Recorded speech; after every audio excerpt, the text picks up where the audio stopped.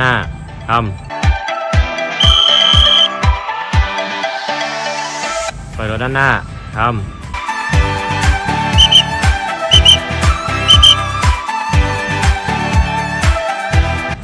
รถด้านขวา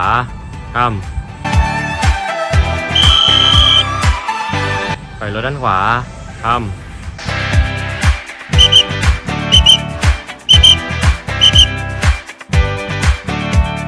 ห้ามรถทางด้านซ้ายทำปล่อยรถทางด้านซ้ายทำ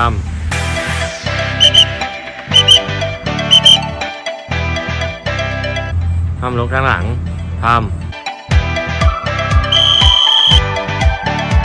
ปล่อยรถจากทางด้านหลังทำ